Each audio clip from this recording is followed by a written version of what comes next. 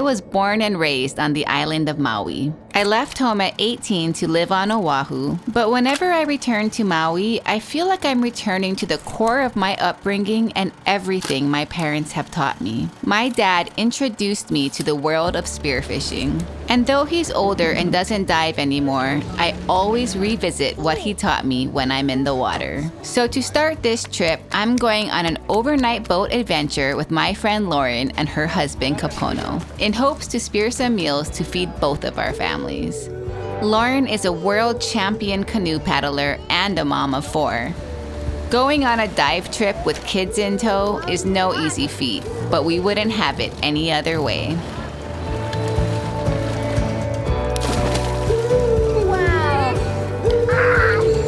Lauren's dad, Mike, is an avid swimmer, so much that he swam all of the channels to all of the islands, so it wasn't that much of a surprise when at the last minute, he swam out and met us. Now we have a babysitter, so I think it's worth the wait. Yeah, you're right. Is anyone scared of a little wind? I'm not. We're going north side then.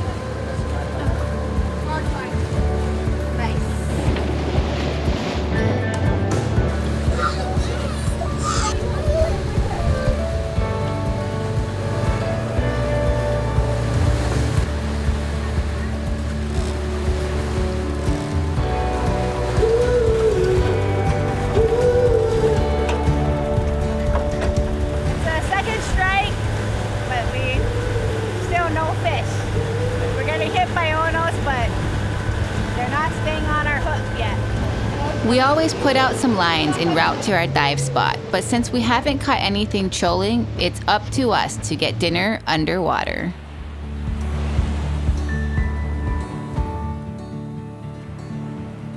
The thing that's cool, I don't know, about these boat missions is that you get a lot less picky because you actually need to go get your protein, you know? Well, we know there's any nui over there. I'm down. Though we might not be picky, I'm hoping to get some reef fish that we can fillet up for the kids, like uhu or papio. And I'm also always on the lookout for some delicious goat fish. I think I gotta pull this over. Give me a kiss. Give it to me, big kiss. Thank you. Daddy, show you a little fish. No, foggies. I'm just kidding.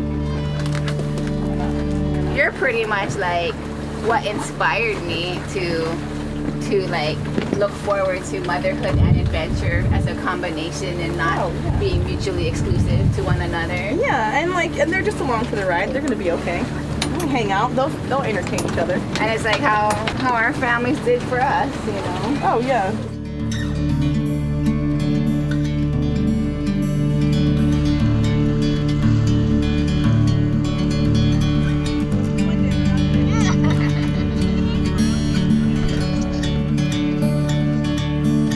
When I go spearfishing, I think a lot about the lessons my dad has taught me underwater, and the biggest lesson is always relaxation. So as I hold my breath and dive down, I'm trying my best to stay calm as I look for the best place to lay on the bottom so I don't scare my prey.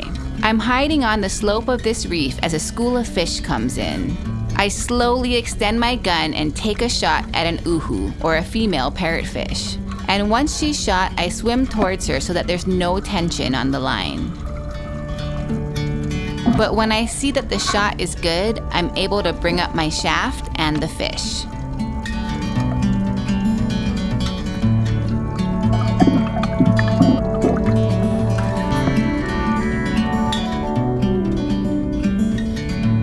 As we explore more, we start looking for goatfish. They're absolutely delicious, and we're in luck today because we start seeing some. Lauren lands a moana cully, one of the very best goatfish.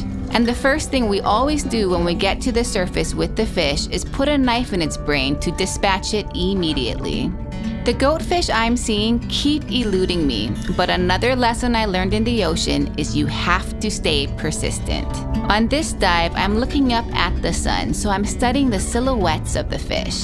And I spot the shadowy shape of a munu, another great goatfish.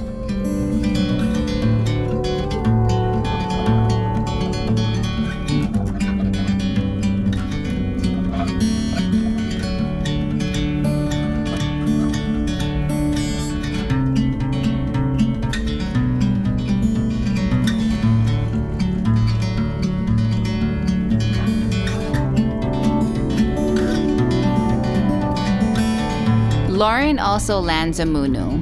And right before we get back on the boat, she shoots a papio. This fish has nice, mild white meat.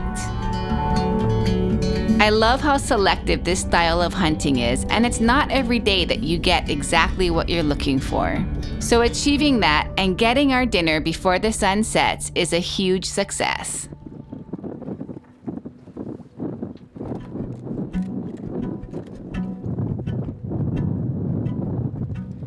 So, yeah, what is it like? Heavy. Oh, They're so heavy. oh, you make us feel Don't good. drop them in the water. Look at me. Buddy, which one's your favorite? The green The green one too. Which ones are we gonna eat tonight? This one. No, not this one. It's great to be out there. It's like calming.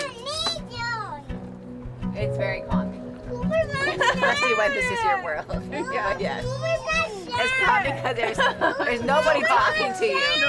Nobody Okay, fighting. well, I got scales on you. Well, this is a scale zone. So if you don't want scales on you, you have to get out of the scale zone. Okay, steam up some of the goat fish and with all the filleted meat, maybe we can make the kids some fish burritos. Yeah, that'd be great. I want a fish burrito. Dinner tonight is nothing fancy and it's never not chaotic, but sharing this moment of cooking with one of my very best friends is always more than special. And with such limited space and ingredients, it's always a creative game of using what we have. No. That's for your burrito. You can put that pan right back on there and maybe just turn the stove down a little bit. You don't mess around. No. Yep. Fish burritos, Oh, wow, that looks so good. Some hot sauce. hot sauce. Smells good. Oh, Feed those children. Some habbies if we want some habs. sauce in there? Yeah, this is magic fish. Oh, boy, is this the one that you helped clean? Yeah. Mmm. Oh my god. So good. It's not like traditionally how you would cook it, but it's very, very yummy. And that's what's cool about Kimi is that it would have taken a little bit to steam this fish, so she just pan fried it with like a bunch of veggies and like butter and some salt and a little bit of white wine and put the cover on it. Life on a boat, make it happen. Mmm. Very good. You gonna bite?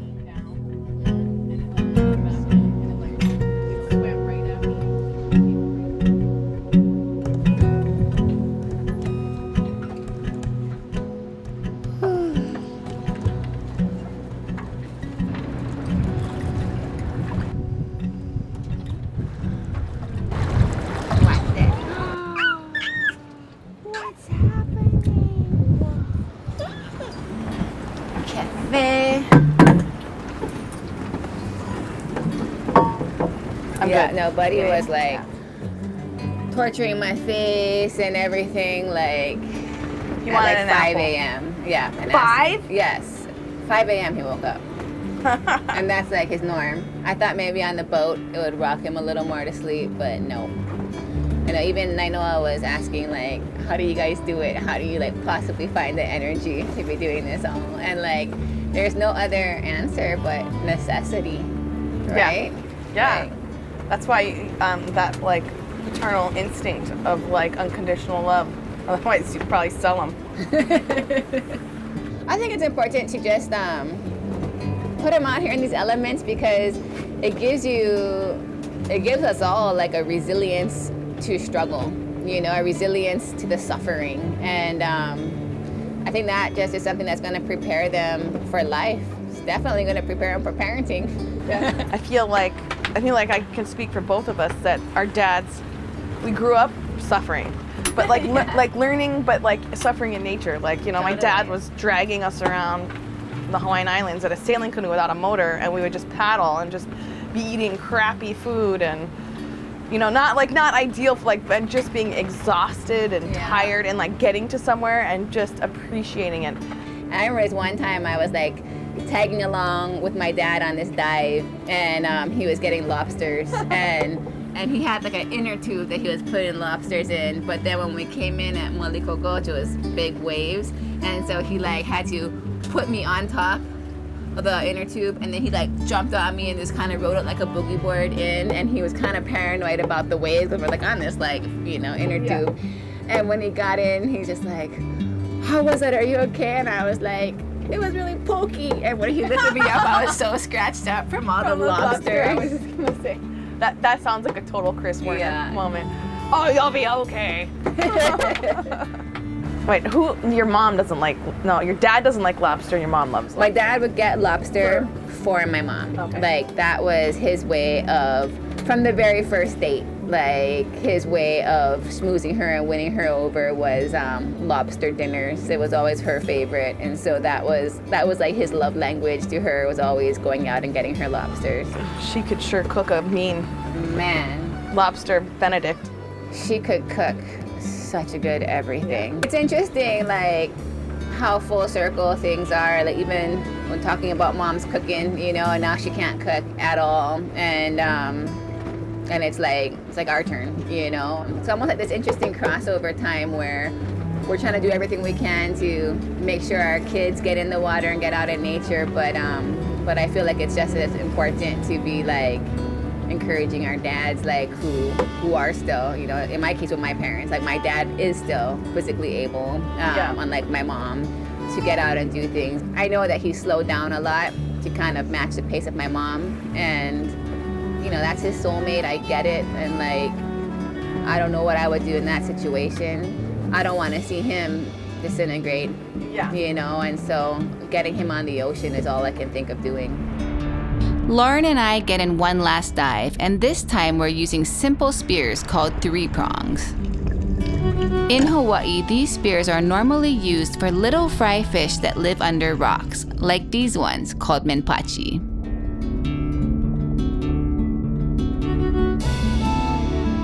And in this larger cave, I'm able to get a slightly larger fry fish called an alaihi mama.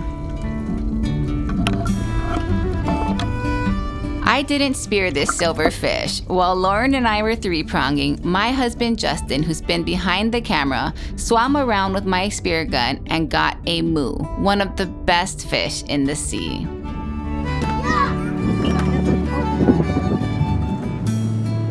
But as good as these fish are, I'd really love to add a fish called nabetta to the menu. It's a fish I used to catch with my dad when we'd go bottom fishing.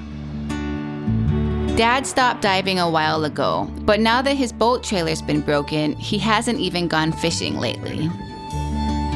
So in the spirit of staying persistent, I bought Dad a new boat trailer, and we're gonna go nabetta fishing tomorrow.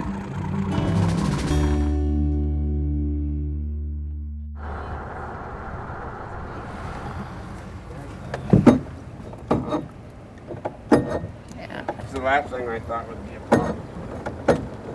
We came to go bottom fishing with Dad, and battery's dead, so doesn't look like we're gonna go fishing after all.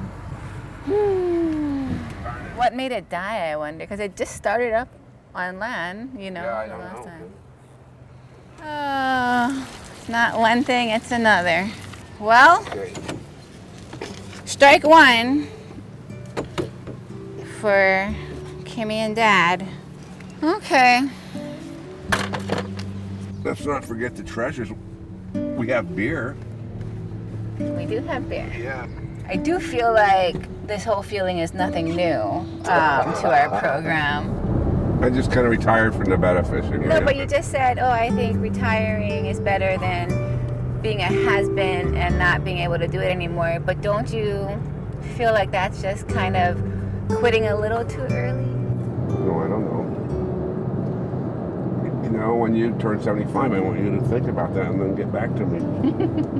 If it gets to a point where it's like truly safety driven, that's one thing. But if it's more just like ego driven, then no. I would rather you keep trying, even if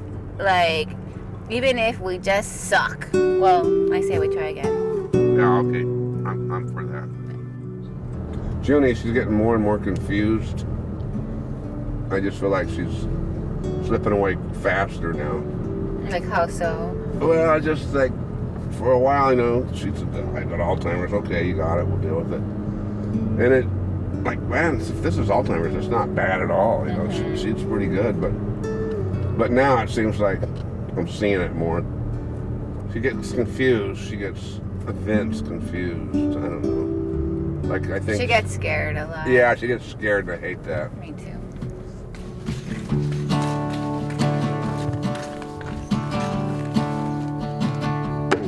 Good.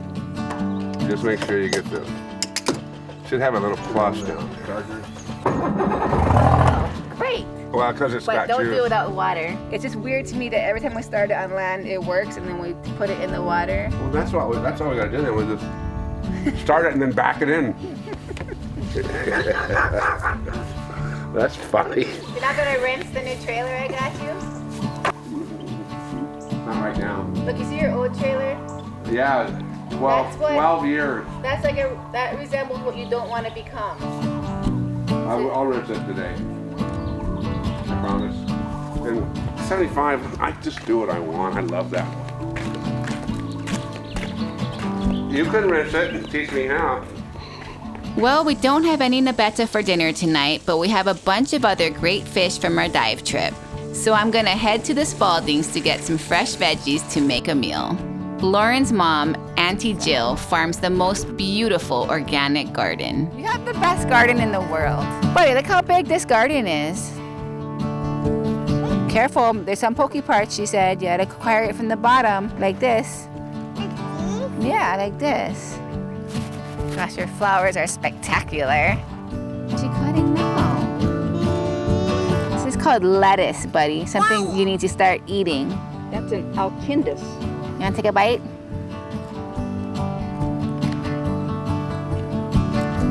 Still not into it. One day. Wow, humongous. Yeah, this is what I'm used to. Here, that's a leaf.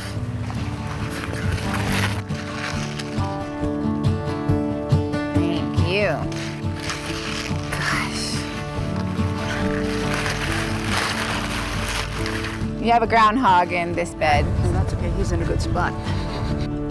Oh, do you have green onions I can have? So this is Oh my gosh. kind of way past its prime. Okay. Doesn't smell like it. Okay. That's gonna be great. Buddy, look what I picked you. An orange, yeah. Can you help me pick some limes first though? There's something vitally important to me to use nature around us to nourish my family to the very best of my ability. We are so good to go. Want to say mahalo, Auntie? Thanks, Auntie Jill. Always good to have you here. Yes, always good to come raid your garden. Thanks for letting me. Cooking is my love language, my therapy, and my creative outlet. I rarely know what I'm making until I start cooking, but I feel like I just let the ingredients navigate the way.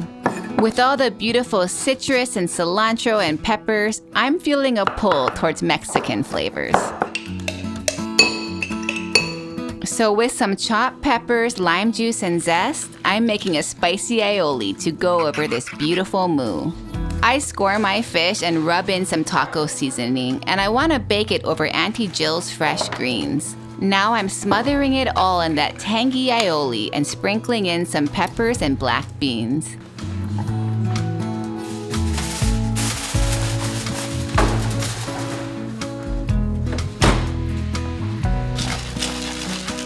I'm seasoning and frying these pieces of menpachi as Uncle Mike shows up with a beautiful fruit salad. Mango salad. Nice to see you. Nice to see you. Hello, that's lovely. How was the fishing episode today? It was an episode. And There I was can no imagine- fishing. There was no fishing? No, Was the boat running? it was not. Okay. How do you know that? Was the battery the problem? Battery's the problem. We're gonna charge it up and we're gonna be right back out there, honestly, like in a few hours. I you know? love that. Right? I'm not gonna give up. We're not gonna in. give up. And get even more fired up. Right? Get pissed off. get back at it. See? I like that. Yeah. Huh? like a deconstructed fish taco. This is Auntie Jill's charge from her garden. I'm finishing this steamed goatfish with some fresh herbs and some crackling hot peanut oil. We've got a beautiful variety of fish and some homegrown produce, but I have to admit, I'm still missing my nabetta. We didn't even need Nabetta anyway. That would have been this overkill. I mean, Nabetta's gonna taste good. We need in 2 days. Nabetta. In 2 days, you Tomorrow. need Nabetta. Tomorrow. So good. So ono. I love that everyone is content and connecting through this meal. And tomorrow, I just want to go fishing with my dad because I just want to give him back a little bit of hope, because that's what he instilled in me.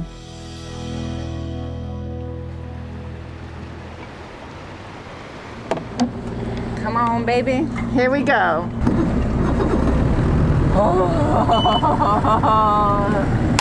We're in business. I kind of got scared. Being on the water with dad gives me peace. Now we just have to see if he still knows his spots. This is the spot? Yeah. I want to know how to find it. Yeah. You line that point up. Yeah. That cloud over Oh there. my God. And that one there. Well, I hope you're right. You got the hand lines? I got a hand line. Are you gonna hand line? Whatever you want me to do, Francis. Dad now prefers fishing with the pole, but when I was a kid, all we had were these wooden hand lines. More primitive, but I can't help but try. We are setting up these hand lines, which we haven't used in years. This is what we started off fishing with. But I just want to see if we can still catch Nabetta off these chunks of wood that we used to. A lot of people don't know how to catch them, so that makes it special too, I think. They're delicious. Yeah, they're good eating. We're using aku belly for bait. That's the best bait in our opinion. Alrighty.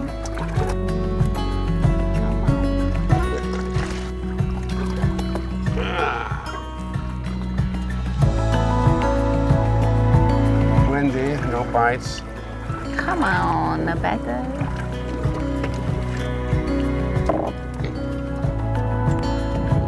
Oh, What do you got, a stick fish? yep. Well, you're not a Nabetta, but it is actually really tasty meat. These are actually really good sashimi. Yeah, they are. I couldn't have believed that. Brian Yosh taught me that. Kimi Werner taught me. Dad, I thought you said that I just got you in the water, you'd catch fish. Yeah, I didn't say right away. You are cheating and using modern day equipment. Well, Dad gave up on the hand line a while ago and switched to a fishing pole instead. My hand line is falling apart. It was. There were chunks of wood falling off. Oh, you got a bite. Yes, I did. You got a fish? Yeah, if Daddy gets a bite, he gets a fish. Such a good fish. Hage. Yeah, I hope so. What is it? It is probably a Nabetta, yeah. Ah, you got a Nabetta! Okay, I'm gonna have to use a fishing pole. Just joking. Oh my gosh, Dad. Oh, yes. And you wanted to quit. Now I can. Oh, don't you lose that fish now. They're so slimy, it's hard to get a grip. I am proud of you, Dad. Oh, yeah. I really am. There has been just a part of my soul that has needed this, that has needed to see you catch a Nabetta. It's not just because it's such a delicious, unique fish. Maybe there's a part of me hanging on a little too much to the past, and why I'm using this chunk of wood hand line to try and fish off of right now, and being so determined that you get this old boat back in the water. And maybe there's a part of me that just feels like if Mom eats this fish, she'll just come back a little bit just for the moment. But, you know, maybe I gotta let it go. But all I know is in this moment, it is sweet, sweet victory. Oh, Kimmy. Waxing poetic. Did you get a bite? I got a fish, Kimmy. Oh my gosh! When I get a bite, that translates to a fish. Okay, there might be something to be got a said bite about with, fishing poles. Wow.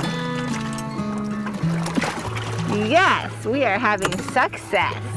Well, I must say that is a beauty, Dad. Thanks, Kim. That is a big Nabetta. The special thing about nabetta is that you don't scale it. These scales will crisp up almost like chicken skin, but surround this sweet, white, crab-like meat.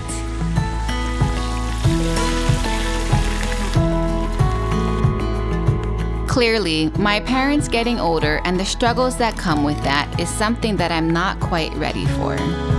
I used to hang on to my dad's back as he would dive for our dinners when I was 5 years old. He's always been my hero. And the love that my mom put into every single meal that she cooked for our family, it nurtured my whole upbringing. But I think I'm starting to see that I can't stop those things from fading away from our current reality. But maybe I can step up and through my own abilities honor the very best of both of them. Because perhaps that's where all the memories and energy and love goes. Maybe it doesn't fade after all. It just moves forward.